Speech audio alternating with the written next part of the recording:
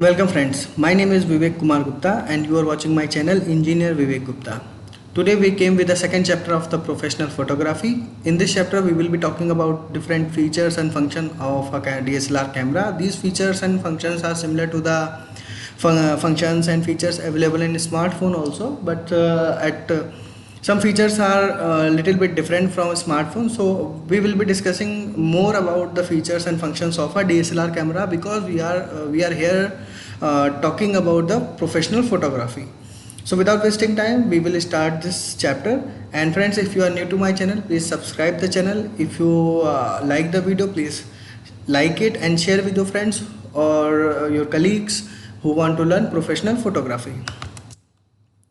So friends, this is the total guide of this chapter. So in this chapter we will be recapping the last lesson, and we will be discussing about the components, buttons available in a DSLR, preset modes, professional modes, function of a viewfinder and LCD screen, and we are going to talk about all these things in this chapter.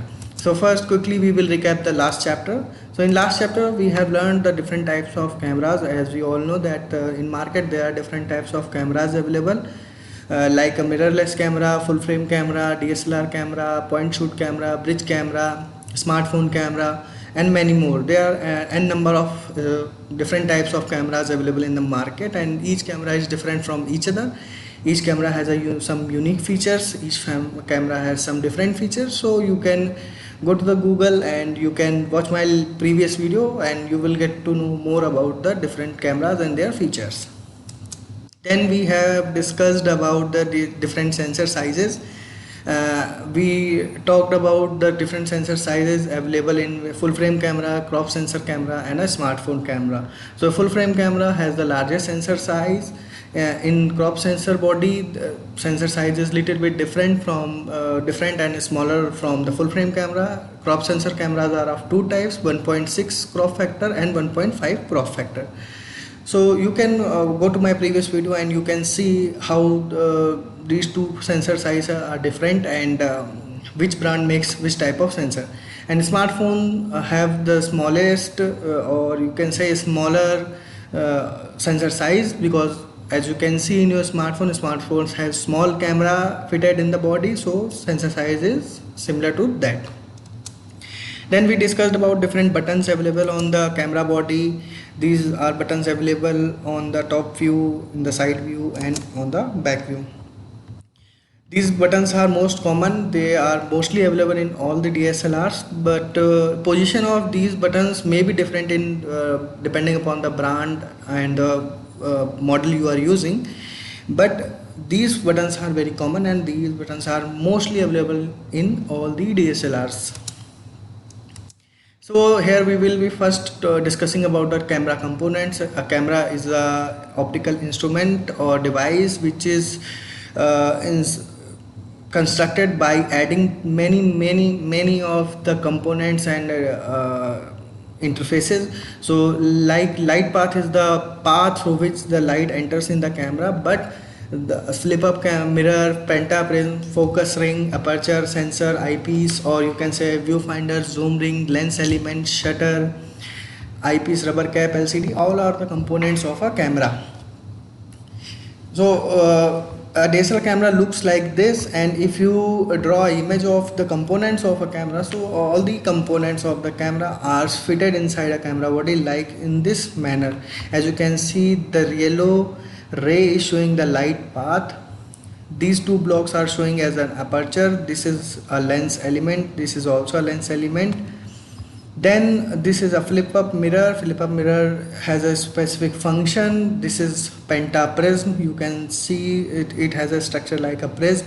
Then this portion is known as eyepiece or a viewfinder. Then this is the shutter, and this is sensor. So now let's drill down what are these parts and how they function. And you can see the smaller ring is known as the focus ring, and the larger ring or the bigger ring is known as the zoom ring. Okay, so first the light path. The light path is just imagine here is your object. So let's assume this camera is your object. So the light falling on the camera reflects back, and those refracted rays enters in the camera through this path.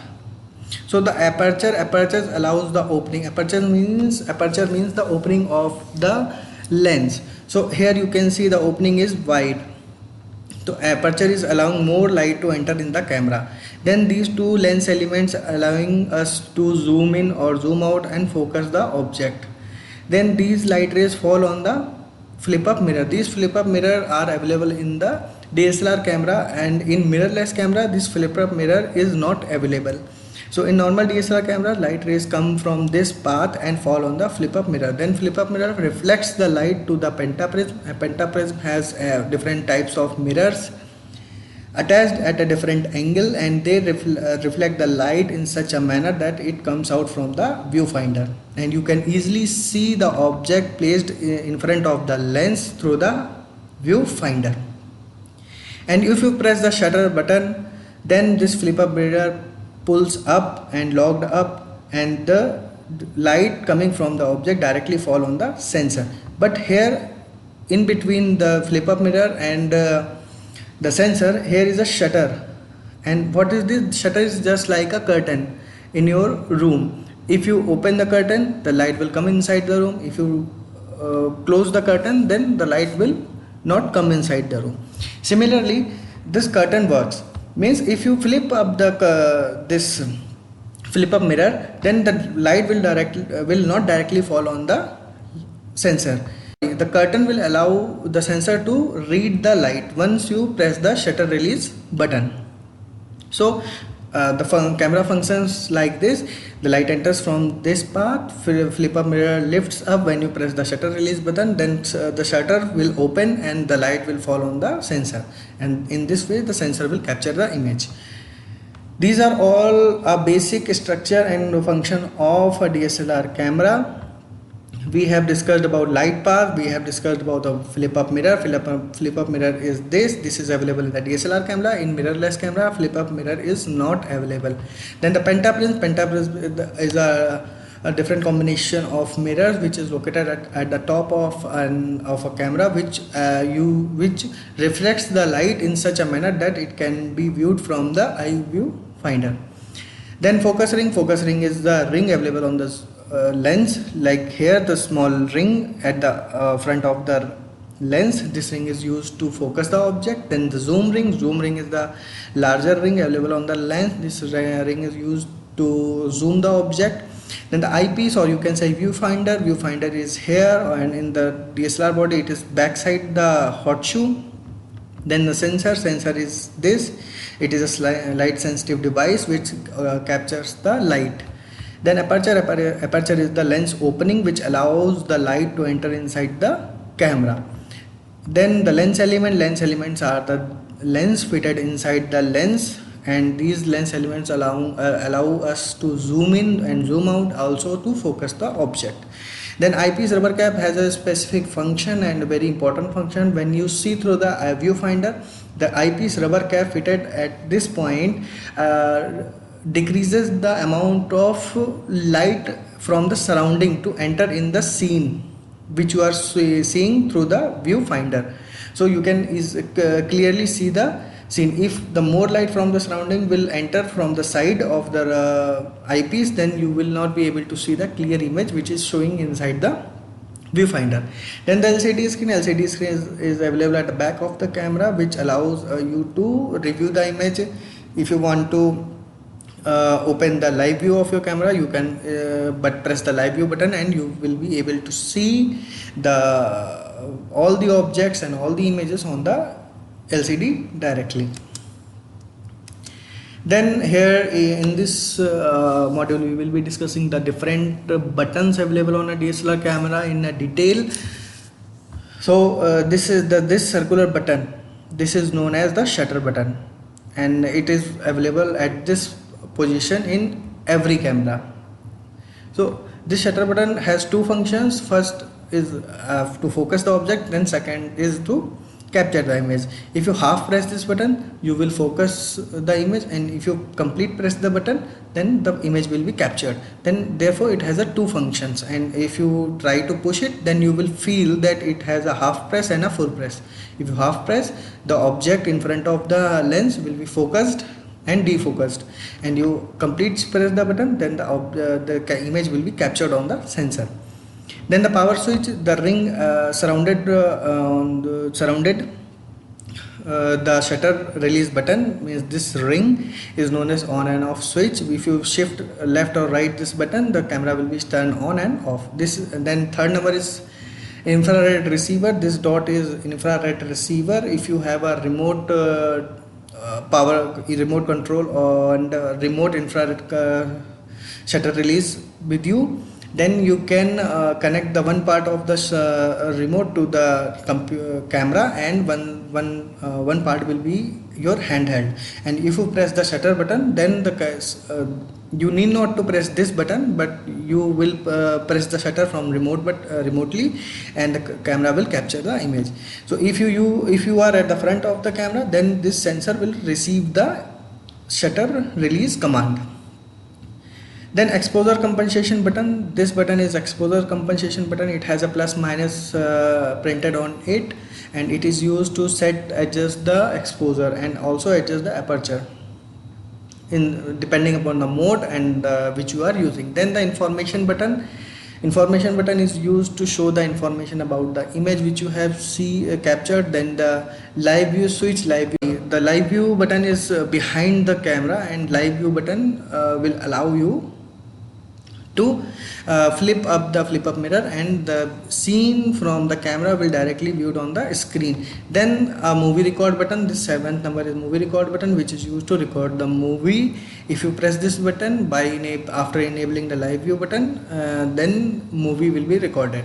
Then mode dial is this button has multiple functions. We will be discussing about the functions available on the mode dial in the next module, means in later slides. Then AFSS illuminator, means this LED which is placed at the front of the camera. This is used to autofocus, means it helps us to autofocus the object, and also it helps to remove the red eye. Then built-in flash. This V-shaped object attached in the camera body is inbuilt flash, which is used to capture the image in the night. Then accessory shoe, or you can say hot shoe, it is used to attach the flash and mic, external flash and external mic. These holes, this little bit holes available on the top of the camera are stereo microphones. These are used to record the sound which is available in the scene if you are recording a movie. Then 13th is a speaker. There are the speakers installed in the camera. If you want to listen the audio of the movie recorded, you can easily listen the movie and the sound. Then the flash mode button is used to turn on and off the flash. Then function button allows you to this button, 15th number button. 15th number button is function button. Function button allows you to control the ISO setting. Then connector cover. This cover which you can see here, a portion which is showing here. So this portion has some connectors inside it. When you open this cover, it has some USB connections, HDMI connections, microphone connections, and as well as aux cable connections, so that you can connect different types of device. You can connect your camera with a TV, you can connect your camera with your computer, and you can connect the auxiliary cable and many more things. Then lens release button. This button is known as lens release button. When you press this button, it will the camera body will allow you to release the lens and attach the lens. Then release mode button, continuous shooting button, and self timer button. It is below this, and sometimes it is behind the camera. So this button allows you to take control on the shots. Means if you want to capture a single shot, you can use this button. If you want to shoot multiple shots, you can use this button. Means by pressing this button, you will have a number of options on the screen. Whatever option you will select, either a single shot or a continuous shot or a timer setting like 2 seconds, 5 seconds. So you can choose the option from here. If you choose 5 seconds, then the camera shutter will release after 5 seconds after pressing the shutter button. If you choose the continuous shot button option, then if you press the shutter button, then camera will quickly start capturing the images one by one, whatever the frame speed your camera supports, either 5 frame per second, 4 frame per second, 10 frames per second. So camera will capture all the images according to that. Then we have the back view of the camera. Here you can see this is the LCD screen.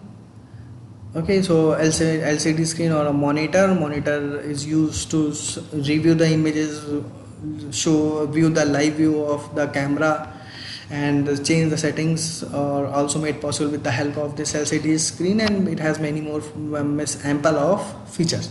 Then this 19th is the similar infrared receiver. If you want to capture the image from the back side of camera without pressing the shutter release button, then you can attach a remote shutter release device with your camera and you can use this infrared receiver.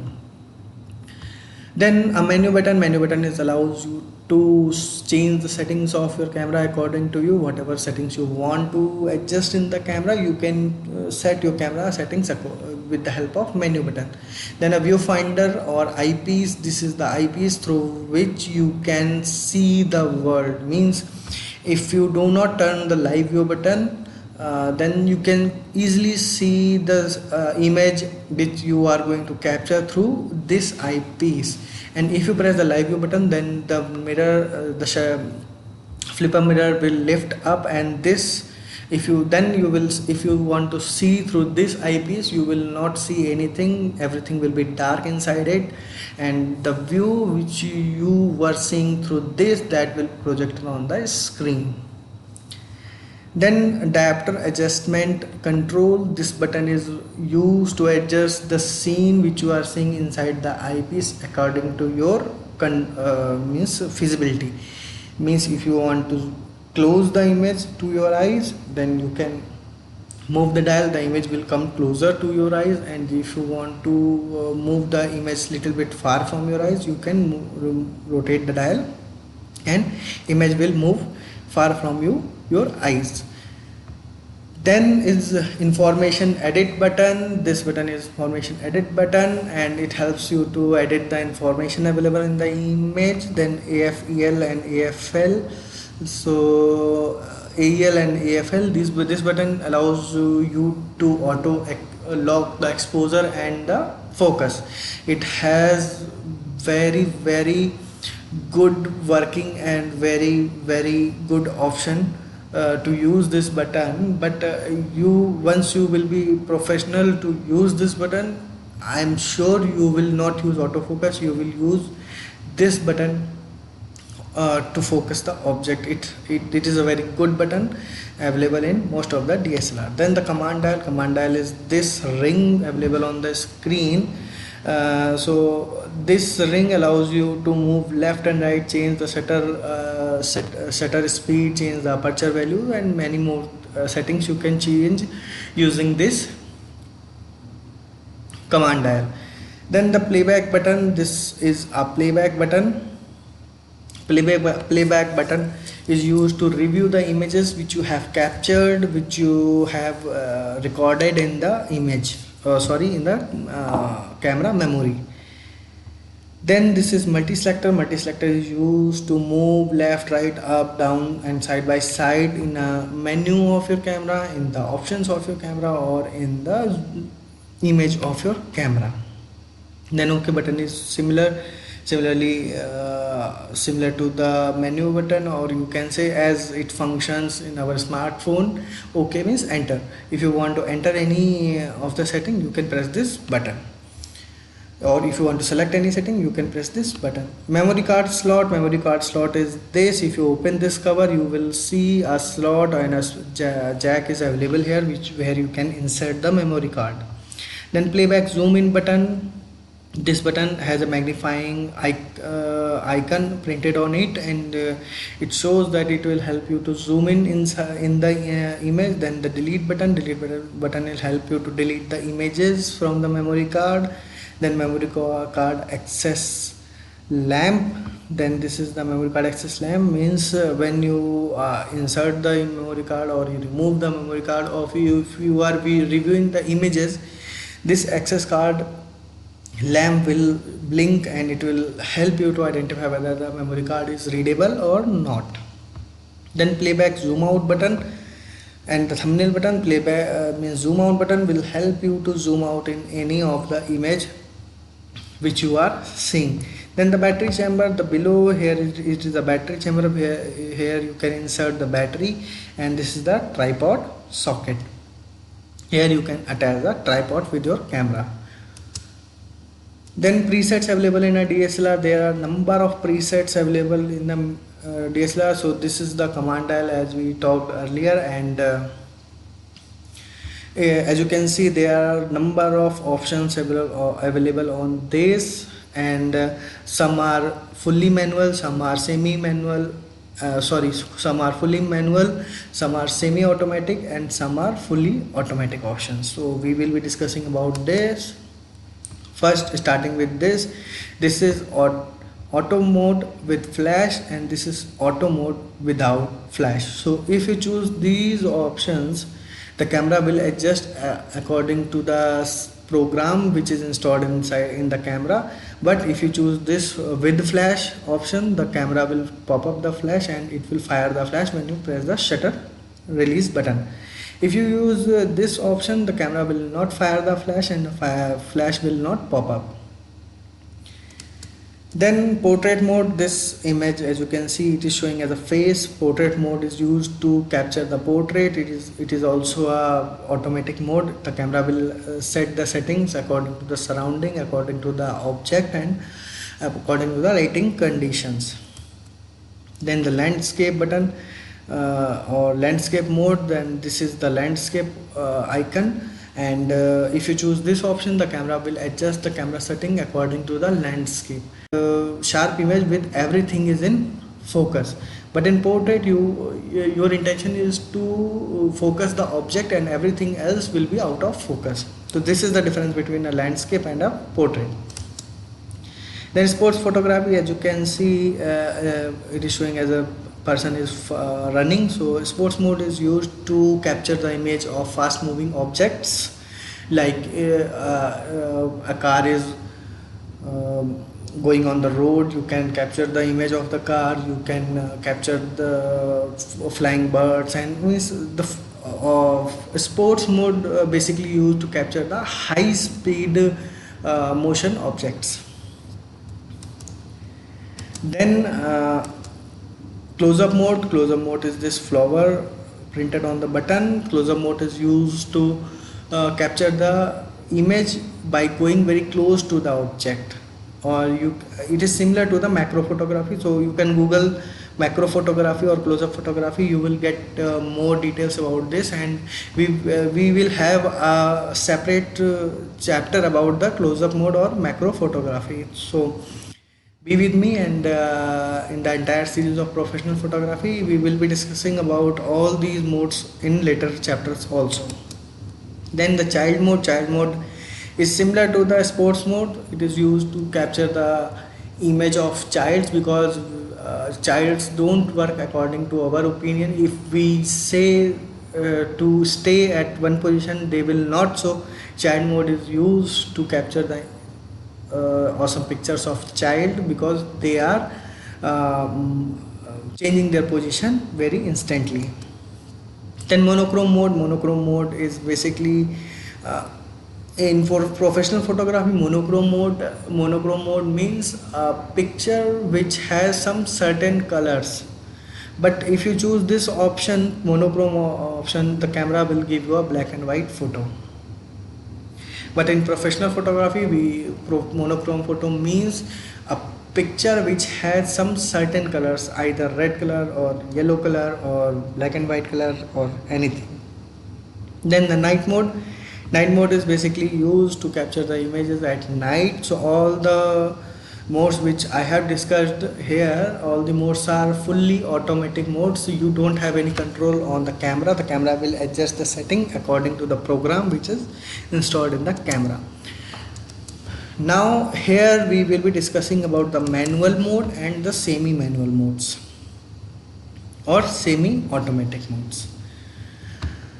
So the M is common in all the cameras, means if you buy any brand cameras, M is written like this and M stands for manual. So if you choose this option, you will have control, 100% control on your camera. So the camera will not adjust anything according to it. It will allow you to change the shutter speed, aperture value, ISO setting, brightness, exposure compensation, everything you will decide. Camera will not decide anything. If you choose incorrect setting, the camera will capture the incorrect image. If you choose the correct setting, the camera will click the correct image. So we will be discussing about this mode and we will hands-on on this in the later chapter. Second is the aperture value and AV. In Canon camera you will see AV, it is aperture value, and in Nikon camera you will see A means aperture priority or aperture mode. In this mode the camera will adjust all the setting according to the program installed in the camera except the aperture value. Means you have control on the aperture only. The camera will allow you to set the aperture value according to you, and all the other settings available in the camera will be set by camera software. Then the shutter priority mode, similar to the above. In Canon you will see TV, it is time value, and S means shutter priority. So if you choose this option, the camera will allow you to change the shutter speed according to you. You have the control to set the shutter speed. Apart from this, every setting will be set by camera by itself. You don't have any control on other settings except the shutter speed. Then the program mode is used to, it is also a semi-automatic mode, and it allows you to set the, in most of the camera it allows you to set the exposure compensation or the ISO, and apart from this everything will be set by the camera itself. You don't have any control on it. So we have seen that these options, all these options, auto mode with flash, auto mode without flash, portrait, landscape, for close-up mode or macro mode, sports mode, child mode, landscape mode, all these modes are fully automatic modes. You don't have control to your camera. The camera will adjust the settings according to the software installed in the camera. Then the P mode, TV mode, AV mode or PSA are similar respectively, and these modes are also known as semi-automatic mode. You have little bit control on the camera depending on the option which you have select, like AV or aperture value or A aperture. If you choose this option, you will be able to control the aperture value. If you choose TV or S, TV means time value or S means shutter, you will have control to change the shutter speed. And if you choose P and P in any of the Canon or Nikon camera, then you have the control to select the ISO setting or the exposure compensation. In manual mode is fully manual mode. The camera will not change any setting. You will have full control on the camera, and whatever settings you will choose to click at an image, the camera will allow you to click the image. Then function of a viewfinder and LCD screen. Here we will see how a viewfinder is work. As we have seen in the previous pages, that the components of the camera, the light enters through the lens and falls on the flip up mirror, then the pentapress reflects the light through the viewfinder. Similarly, it is shown here, the viewfinder of a DSLR presents an image that will not differ substantially from what is captured by the camera sensor. So here whatever you see through this whole eyepiece or a viewfinder, it is the similar image which the camera sensor is going to capture. Sometimes depending upon the ISO setting and the aperture value, it may be different, but it is mostly time the same image which you are seeing through this.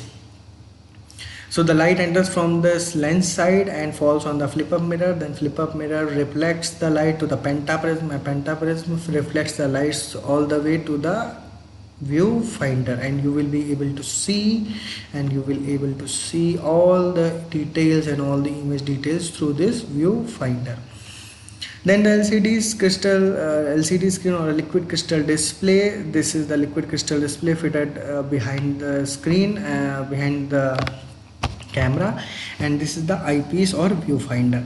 So if you press this live view button, the flip up mirror, this mirror will lift up and it will close the projection of light. Then this portion will be dark and you will not be able to see anything through this, because this flip up mirror has lifted up and then the light coming from the object is directly falling on this surface. This is called sensor. So this works, this is the function of an LCD screen. LCD screens is used to review the images which you have captured, as well as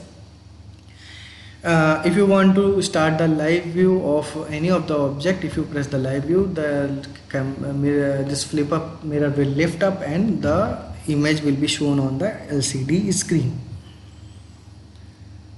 So these are the functions of the LCD screen and viewfinder. Then taking care of camera is very important, because you have invested a big amount in purchasing a camera and its gadgets like lens, tripod and many more things.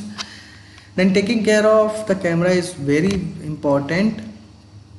So things I will be talking here are not compulsory, but I will recommend it that these things are very useful, and you should keep these things with you, at least these two things, the lens cleaning cloth and the silica gel. So starting with the camera backpack. So as you know that the professional cameras are heavy, the lens are big, and the weight of the lens is heavy. So all the components of the camera, if you collect all the things, it will weight around 1 kg, 2 kg or 3 kg, sometimes 4 5 kg. So it is recommended that you should have a separate bag for your camera, instead of keeping camera with your luggage, because the components of a camera are very soft and they're very sensitive. So you should have a separate bag for your camera, so that it can be kept safely, and if you face any of the accident, the shock will not damage the camera, because the camera bags have designed in such a way that small accidents will not hamper the camera. Then the lens cleaning cloths are very important. I would recommend that you should carry 3 to 4 lens cleaning cloths with you whenever you go outside to click the pictures and capture the world in your camera, because our environment is full of dust, and very small particles of dust which cannot be seen through the naked eyes. So if you see the lens or the camera body when you are traveling, then you will see lots of dust is settled on the body and the camera lens. Then if you click a picture, the dust which is settled on the camera lens, it will decrease the quality of your image. Then therefore you should have some camera cleaning clothes, and you can also use some tissue papers and your handkerchief to clean the lens. But if you have some separate cloths, then it will be great. Then these silica gels are very great, and if you are traveling and if you are at home, then you should keep some silica gel packets inside the camera bag, or inside the wardrobe or the cabinet where you are placing your camera, because these silica gels will absorb the moisture and it will help to reduce the chances of getting fungus by your camera or by the lens. And if your camera or the lens captures and absorbs the moisture, then it will degrade the functionality of your camera. Then therefore it is recommended that you should have some packets of silica gel with you, so that it will help you to remove the moisture from the environment. So these are the basic things you should carry with you. Camera bags are not compulsory, but it is recommended that you should have a separate bag, because you have invested thousands of rupees in purchasing a camera. Then why we should not purchase a specific camera bag which will protect our camera? And then similarly with the camera cloths are very good to clean up the camera, because taking care of a camera is very necessary. Before using the camera and after using the camera, every time you must clean your camera. Before going to shoot outside or anywhere, clean your camera, then start shooting. And once you come back to your home, then before placing the camera in the bag or in the wardrobe or in the cabinet or anywhere, you should wipe up all the dust, all the moisture from the camera. Or similarly, this silica gel will do when you place the camera inside the cabinet or inside the wardrobe. Then this silica gel will smoothly and very efficiently remove all the moisture from the camera. Then kit lens overview. Then most of the time when you purchase any camera, you will get a kit lens. Mostly kit lens are of 18 to 55 focal length, minimum focal length kit lenses. So kit lenses are starter lens sold with DSLR and mirrorless cameras. It is generally an inexpensive lens, but it is a very useful lens. Kit lens were of normal focal length, as I have said. It ranges between 18 to 55. So inexpensive zoom lens that range from medium wide angle to mid telephoto. So 18 is considered as a wide angle lens. So if you go to market and if you separately buy a wide angle lens, and it will cost you it's very expensive. These wide angle lenses are very expensive. If you want to go and if you purchase the wide angle lens, then you have to spend lots of money while going with the wide angle lens. So the kit lens have a feature of wide angle also. So camera brands are giving you a lens which is capable of taking pictures at wide angle as well as with the zoom capacity. So the zoom capacity is mid telephoto zoom capacity. So it will not go beyond 55, but it will range between 18 to 55. Most kit lens have focal length between 18 to 50, as I have said. Kit lens have variable aperture. So kit lens will have aperture value between 3.5 and 5.6. So if you select 18 focal length, then the aperture value will be 3.5. And if you select 55 focal length value, then the aperture value will be 5.6. In the same way, if you as you move from 88 to 55 focal length, the aperture value will be increased from 3.5 to 5.6 respectively. Kit lenses are sometimes good to capture the moments. It is said that kit lenses are not good because they are very cheap, and the camera manufacturers provide these type of lenses because they are of very low quality. But it is not true. Sometimes the kit lens works very great, and most of the expensive lens does not work in those situations, and in those situations kit lens works very well. So we will have a separate not say a chapter, but some modules inside a chapter where we will be discussing about the kit lens, and whatever the photos I am seeing, I am showing you in the video, in my last video, or in this video and in the later video, all these pictures are clicked by my kit lens. So I would say the kit lens are very good and very good. You cannot say the kit lenses are not good. So kit lens will click very awesome pictures, but yes, the expensive lens, the other lenses are quite good in comparison to kit lens, but sometimes kit lens works very well. Then here I am showing some sample pictures which I have clicked with my kit lens.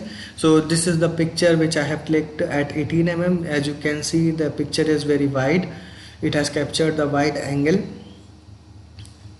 and all the things are very clear in the picture. Then this picture is clicked at 24 mm. As you can see, the distance between me and camera is larger than in this picture, and you can see the range, which here you can see it is minimized because we have zoomed in. Similarly, this picture is captured at 38 mm. You can see the distance, and means I have clicked these pictures from the same distance, but I have zoomed the lens. So the picture is showing that in such a manner that I have gone close to the image, but in actual the person who is capturing these pictures is standing at the same position while he is capturing the 18 mm picture, or the 24 mm picture, or 38 mm picture. Then this picture is at focal length of 55 mm. You can see where we have moved very close to the object, and things are clear.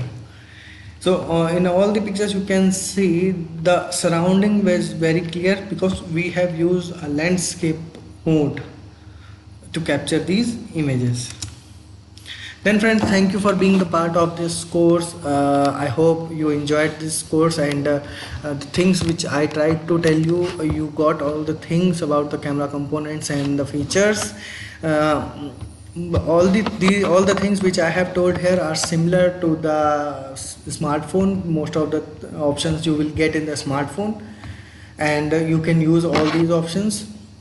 So in the next chapter we will be discussing about the lenses and your eye to see the world through the camera.